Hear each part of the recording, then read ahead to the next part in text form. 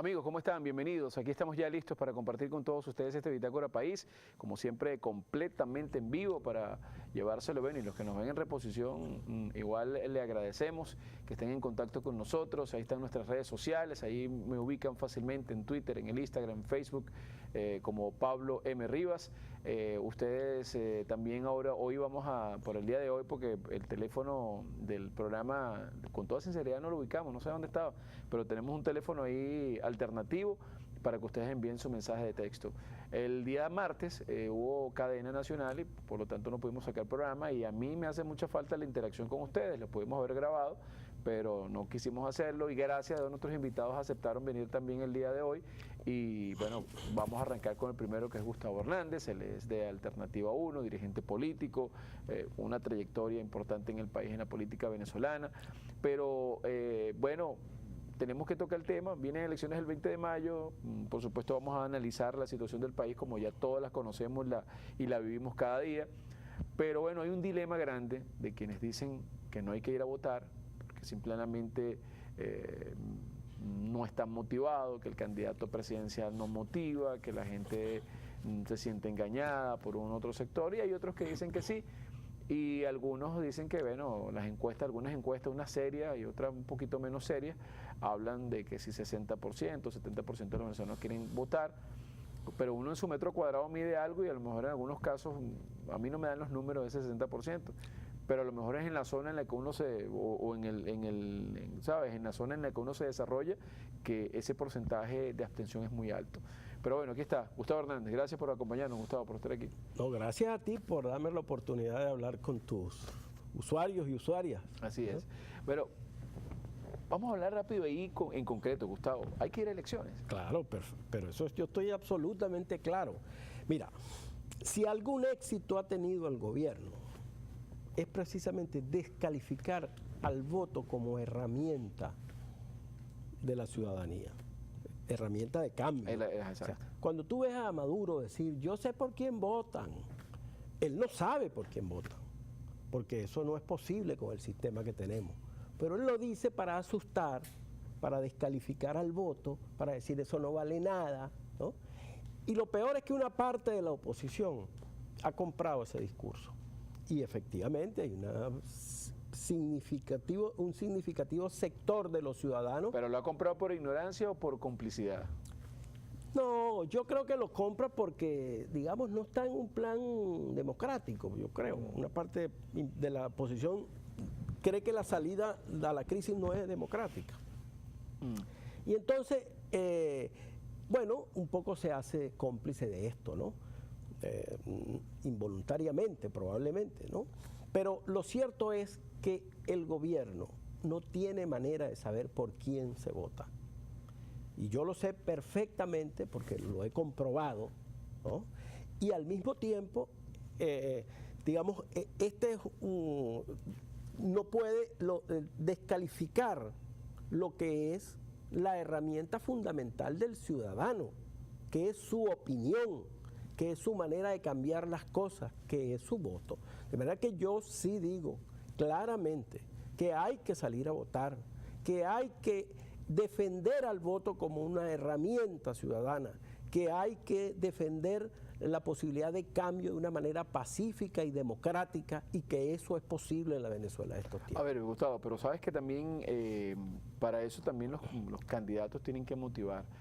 Y desde la propia oposición, en el caso de Henry Falcón, se le ha relacionado mucho, bueno, viene del chavismo.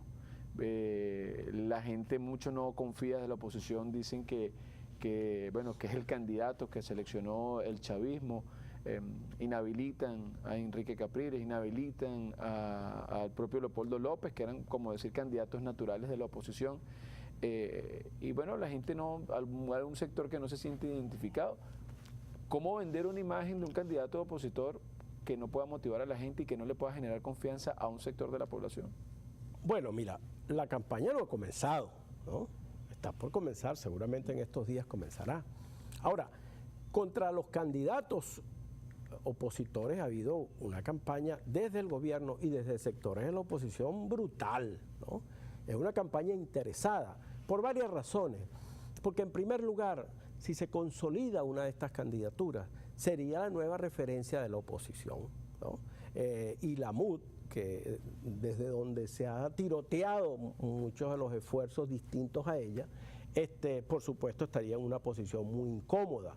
¿Verdad que hay sectores de la oposición que le interesa que ninguna de estas candidaturas crezca, se consolide y compita? Pero yo creo que es bueno revisar algunos ejemplos históricos. Fíjense, por ejemplo, el caso de España, la transición española de la dictadura de Franco hacia la democracia, la hizo un ministro de Franco, ¿no? En el caso de Chile, la transición chilena de la dictadura de Pinochet, que era bastante brutal, ¿no? Que era bastante más represiva, la hizo alguien que había apoyado el golpe contra Allende. Es verdad que Aylwin estaba en la oposición contra los militares, pero había apoyado inicialmente el golpe contra Allende. El proceso de cambio del apartheid en Sudáfrica, ¿quién lo condujo? Bueno, Mandela, pero su compañero fundamental para que esto se produjera fue Frédéric de Klerk, que venía del sistema del apartheid.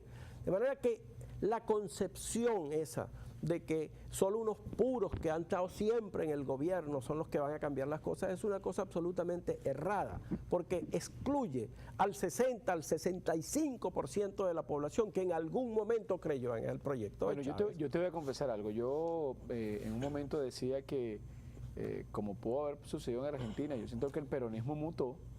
Y yo digo, bueno, que dentro del chavismo también muta, y cuando digo que hay una mutación, no necesariamente es que tienen que mantenerse en el chavismo, sino puede ser el caso de Henry Falcón, que a pesar de que hay calificativos hacia él y lo marcan y lo sellan como alguien ligado, bueno, él se ha mantenido allí y ha hecho su trabajo y bueno, yo debo reconocer que por lo menos a su estilo, pero ha sido más coherente que algunos.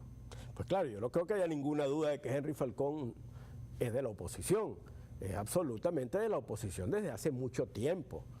Pero es que la oposición en Venezuela es plural y yo creo que eso hay que entenderlo para poder producir un cambio.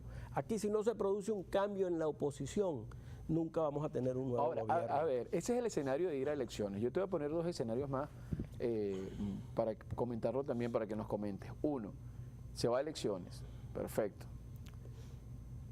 Pierde las elecciones el candidato de la oposición, o si la gana, con la Fuerza Armada, con la conducta que sabemos desde el punto de vista que tiene la Fuerza Armada Nacional Bolivariana actualmente, el poder electoral, también sabemos cuál es el Tribunal Supremo de Justicia, y la figura de un suprapoder como la Asamblea Nacional Constituyente. ¿Cómo enfrentar a eso? Mira, la política tiene sus reglas y ninguno de esos poderes va a poder enfrentar a la legitimidad que tendría un nuevo presidente.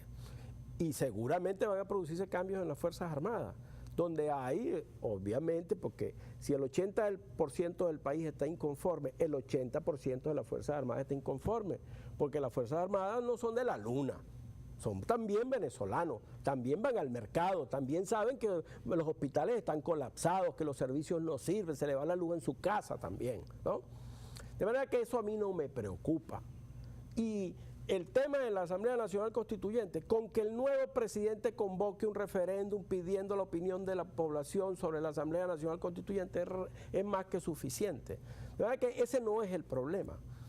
El problema hoy es cómo derrotar a Maduro, que representa al hampa y al hambre, a lo que nos ha azotado durante los últimos años. Bueno, pero me está diciendo que la solución es el punto de vista electoral. Es derrotar electoralmente a Maduro. Pero la gente no quiere ir a votar, un gran sector. Bueno, según la última encuesta que vi... Que no sea la de Chemel, por favor. No, no es la de Chemel, es la de Datos. Ajá. Creo que es la de Datos.